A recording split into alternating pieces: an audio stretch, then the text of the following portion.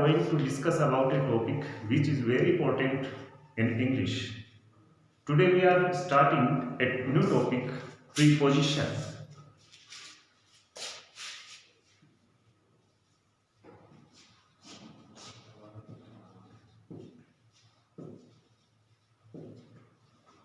What is a preposition?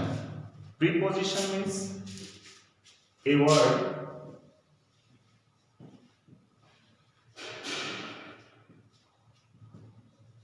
which comes before a noun or a pronoun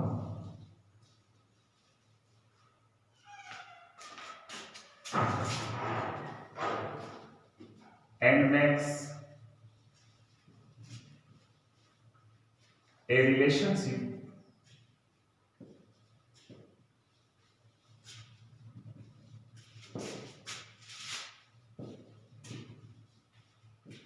between them. It means एक ऐसा शब्द जो किसी noun या प्रोनाउन से पहले आता है और उसकी पोजीशन बताता है। दूसरी बात, नाउन और प्रोनाउन के बीच में वो क्या बनाता है? एक रिलेशनशिप, एक रिश्ता बनाता है। देखो, इंग्लिश और हिंदी जो लैंग्वेज है वो आपस में क्रॉस चलती है। क्रॉस कैसे?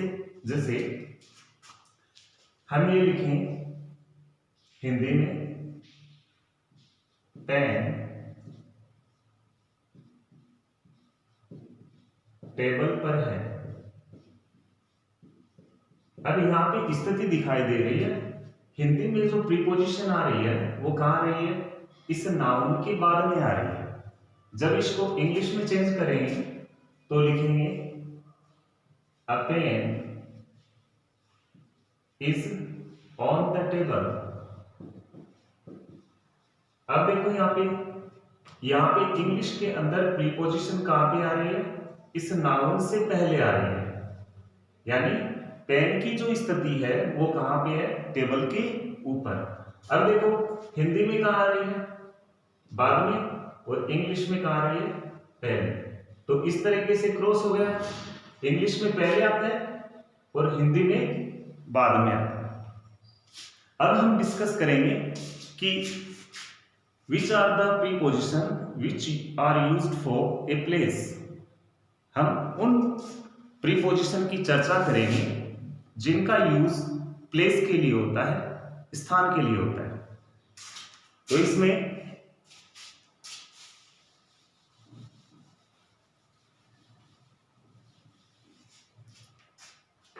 सबसे पहले जैसे प्लेस बनाते हैं हम, different kind of place we can see on our board, such as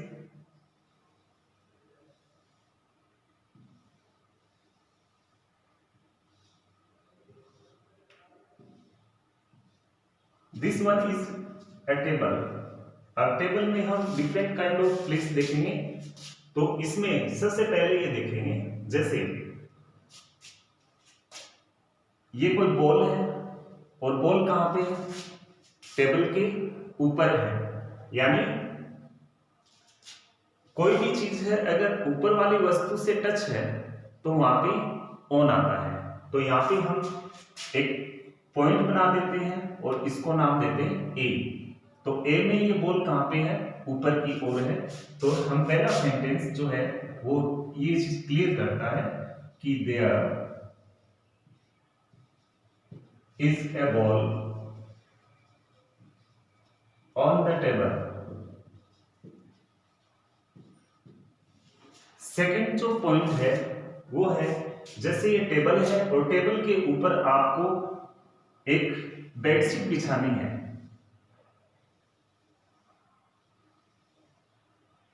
ये भी ऊपर ही है, ये भी टच होती है, लेकिन डिफरेंस क्या है बॉल का और बेडशीट के टच होने में? ये डिफरेंस है बेटा, ये डिफरेंस है। ये बेडशीट है, ये टच तो होगी, लेकिन ऊपर का जो सरफेस है उसको वो क्या कर रही है? पूरे के पूरे को कवर कर रही है।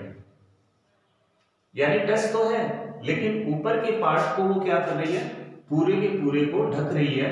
इस कंडीशन में हम ये बी पॉइंट आ गया, तो हम ये कह सकते हैं नंबर 2, a bed sheet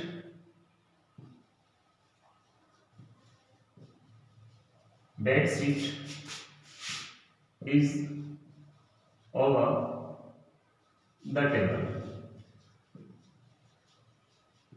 इसी तरीके से ये बी पॉइंट है, तो इसमें ऑन आया है, लेकिन इसमें क्या है, ओवर।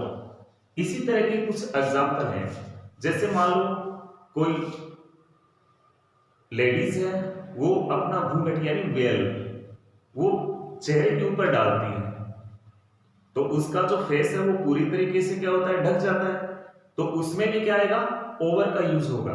दूसरी बात, जैसे बादल है, वो किसी भी लैंडस्केप को ढक लेते हैं, ऊपर से कवर कर लेते हैं, उस कंडीशन में भी क्या आता है, ओवर का प्रयोग किया जाता है। दूसरी कंडीशन, जैसे मान लो यहां पे आप खड़े हैं और आप छलांग लगाकर, ये नंबर सी पॉइंट है, सी पॉइंट क्या बताता है कि ओवर का यूज हम प्लेस के लिए कैसे करेंगे। जैसे ये स्थान है, प्लेस है, टेबल पड़ी है, और इसके ऊपर से आप छलांग लगाकर इस साइड में आ गए, ये सी पॉइंट है। तो उस कंडीशन में जैसे चोर का दीवार को फांदना, तो वो दीवार को पार करके जाएगा इस तरीके से, तो उस कंडीशन में किसका यूज होता है, उसमें भी ओवर का ही यूज होगा। ठीक है, तो हम तीसरी कंडीशन कह सकते हैं कि जंप ओवर द टेबल। अगली कंडीशन ये होती है, जैसे हम एरोप्लेन को देखते हैं, एरोप्लेन, तो एरोप्लेन जैसे ये तो लैंड है, ग्राउंड है, अब प्लेन कहां से, यहां से उड़ना शुरू किया और इस तरीके से वो यहां पे आ गया, तो क्या हुआ, ये जो पार्ट है, लैंड है, इसको उसने पार कर दिया इस तरीके से, किसने, एरोप्लेन ने। तो उस कंडीशन में भी किसका यूज होता है, ओवर का प्रयोग किया जाता है। आगे देखिए, ये था पॉइंट नंबर सी। अब पॉइंट नंबर सी देखिए, जैसे एक यहां पे कैट है, नीचे से अगर यहां से वो जंप करती है, यहां से जंप करने के बाद में वो यहां पे आ जाती है, इसकी जो हाईएस्ट ऊंचाई है ये है, इससे ऊपर वो कोई भी प्लेस नहीं है, तो इस कंडीशन में ये जंप करेगी और इसकी जो हाईएस्ट टॉप है वहां तक पहुंचेगी, तो उस कंडीशन में ऑन टू का प्रयोग होता है, यानी नीचे ये जो स्थान है जहां पर इसके लेग्स हैं, यहां से उसने जंप किया, तो नीचे की जो नीचे से इसके बराबर से इसने क्या किया, छलांग किया, और इसकी हाईएस्ट टॉप जो हाइट है वहां तक ये जाती है, तो वहां पे ऑन टू का प्रयोग होता है। तो हम ये कह सकते हैं number 4, a cat jumped onto the table। जैसे हम ये कह दें कि कोई डैम है और डैम में पानी भरा है और उसकी हाईएस्ट ऊंचाई जो है, हाइट जो है वो ये है, और डैम कहां से शुरू होता है, यहां से। अब पानी जब भी भरेगा इसमें इकट्ठा होगा, तो नीचे का जो लेवल है बॉटम से स्टार्ट होगा और कहां तक जाएगा, उसकी जो टॉप लेवल है यहां तक जाएगा, तो नीचे से लेकर ऊपर तक यानी टॉप तक यदि जाता है तो वहां पे ऑन टू का प्रयोग किया जाता है। नेक्स्ट, ये पॉइंट हो गया हमारा डी। अगला जो पॉइंट है, जैसे मान लो यही कैट यहां पे बैठी है या यहां पे बैठी है और यहां से ये जंप करती है, यहां पे आ गई, हालांकि वो नीचे से जुड़ रही है या ऊपर से भी आई हो, जहां से उसने जब कोई पॉइंट स्टार्ट नहीं किया है, जहां से स्टार्ट किया है वो या तो ऊपर है या उसकी बराबर में ना होकर कहीं और पॉइंट से वो जंप कर रही है, तो वहां पर अपॉन का प्रयोग किया जाता है, UPE1। तो हम यहाँ पे बी पॉइंट पे हम कह सकते हैं यही इसी सेंटेंस को, a cat jump upon the table. अब इसके साइड में जैसे ये इसकी लेग है, अगर यहां पे कोई बॉल पड़ी है इसके टच होकर, तो यहां पर एकदम से टच है, और एक कंडीशन ये है, दूसरी बॉल पड़ी है यहां पे जिसमें बीच में गैप है, यहां पे है गैप और यहां पे गैप नहीं है, तो इसमें जब टू थिंग्स नियर हो, पास में हो, और उनके बीच में एक जगह पे तो गैप है और दूसरी जगह पे गैप नहीं है, तो उस कंडीशन में क्या करते हैं, कौन सी प्रीपोजिशन का यूज करते हैं। जैसे ये कह दिया जाए कि यहाँ पे बीच में गैप है, तो इसमें यहां पर प्रीपोजिशन बिसाइड का प्रयोग किया जाएगा, गैप है तो। और यहां पर ये जो बॉल है वो इस तरीके से टच है कि इसमें बीच में गैप नहीं है, तो यहाँ पे प्रीपोजिशन बाय का यूज किया जाएगा। अब यहाँ पे जैसे एक एग्जांपल ले लो, एक फोटो आपके सभी के घरों में मिलेगी, जैसे आपके मम्मी पापा हैं उसमें या दादा दादी हैं, तो अब बताओ यहाँ पर एक प्रीपोजिशन है, एक सेंटेंस है, सेंटेंस में ये बनना है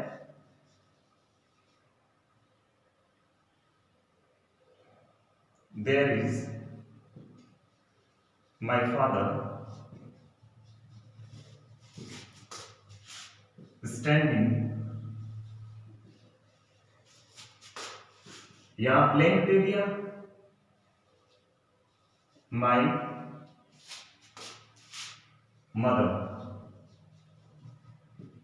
अब यहां पे सोचने की जरूरत है क्या, there is my father standing my mother in the photo, इस फोटो में। तो फोटो में आपने देखा होगा कि आपकी मम्मी पापा हो, दादा दादी हो, तो उनके भी जो फोटो खिंचवाते हैं तो क्या उनके बीच में गैप होता है, नहीं होता ना, तो उस कंडीशन में किसका यूज करेंगे, बाय का। अधिकतर मोस्टली जो फोटो देखेंगे तो उसमें क्या है, आपको गैप नहीं मिलेगा। अब यहाँ पे देखें, जैसे अभी यहाँ पे यहाँ पे गैप है, तो गैप है, अगर फोटो में अगर गैप है तो उसमें आप बिसाइड का यूज करेंगे, ना कि बाय का। अब हम ये कह सकते हैं there is a tree beside my house, मेरे घर के पास में क्या है, एक या बगल में क्या है, एक पेड़ है। तो कहने का मतलब है मेरे घर की जो दीवार है, पेड़ यहां पे है और बीच में क्या है, गैप है। अगर ये एकदम से बाउंड्री के एकदम से टच है तो उस कंडीशन में किसका यूज किया जाएगा, उस कंडीशन में बाय का यूज किया जाएगा, ना कि बिसाइड का। अब इसके बाद में आगे है, जैसे एक होता है बिहाइंड, एक होता है आफ्टर। इन दोनों का मीनिंग होता है के पीछे।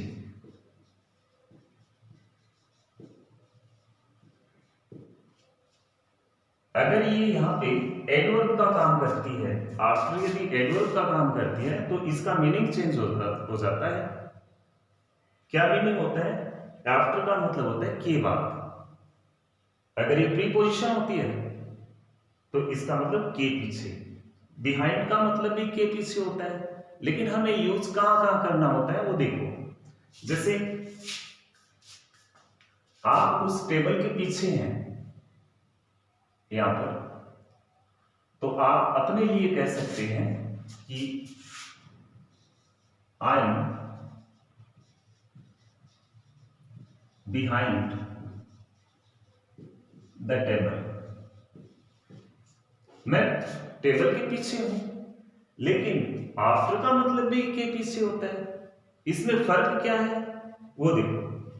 जैसे कोई कार है,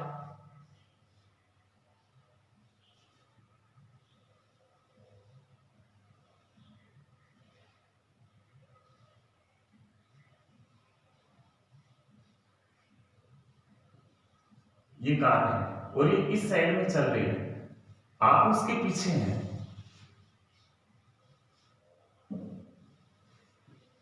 आप उसके पीछे दौड़ रहे हैं इस साइड में और इस साइड में आप हैं। अब इस कंडीशन में क्या हो रहा है, कार है वो भी क्या है, मोशन में है और आप भी क्या है, मोशन में, यानी कि गाड़ी भी भाग रही है और आप भी उसके पीछे भाग रहे हैं। तो उस कंडीशन में किसका यूज किया जाएगा, उस कंडीशन में बिहाइंड का यूज नहीं किया जाएगा, उस कंडीशन में आफ्टर का प्रयोग होगा, क्योंकि आफ्टर जो है वो क्या दिखाता है, मोशन दिखाता है, गति को दिखाता है। बिहाइंड जो है वो स्टेबिलिटी को दिखाता है, यानी टेबल जो है वो अपनी जगह पे है और तुम भी अपनी जगह, हालांकि हो पीछे, लेकिन तुम में से कोई भी गति नहीं कर रहा है, मोशन नहीं है, और यहां पर एक कार दौड़ रही है और आप उसके पीछे हैं। तो उस कंडीशन में किसका यूज किया जाएगा, उस कंडीशन में आफ्टर का प्रयोग किया जाएगा। इससे आगे जैसे बिहाइंड, इसका ऑपोजिट होता है इन front of. In front of इसका मतलब के सामने, यानी बिहाइंड का मीनिंग वो होता है के पीछे, इन फ्रंट ऑफ का मतलब होता है के सामने, और आफ्टर का मतलब के पीछे, इसका ऑपोजिट होगा बिफोर। इसका मतलब भी क्या होता है, के सामने। इसमें वही फर्क होगा जो बिहाइंड और आफ्टर में हुआ था। अगर आप यहां पे खड़े हैं, आपके सामने क्या है, आपके सामने एक टेबल है, तो हम कह सकते हैं a table is in front of me, ये कह सकते हैं। और इसमें कोई किसी भी प्रकार का कोई मोशन नहीं है, स्टेबिलिटी, स्थिर है अपनी जगह पे। अब यहां पे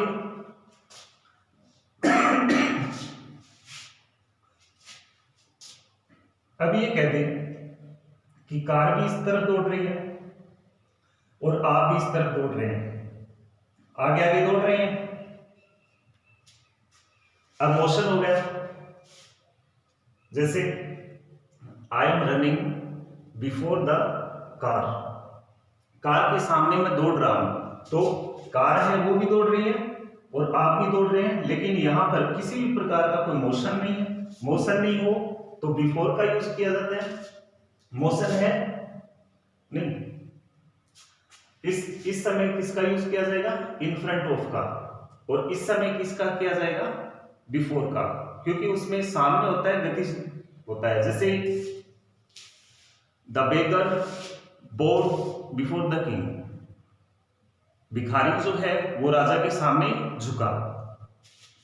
इस प्रकार प्रीपोजिशन का प्लेस के लिए यूज किया जाता है। इससे आगे है और जैसे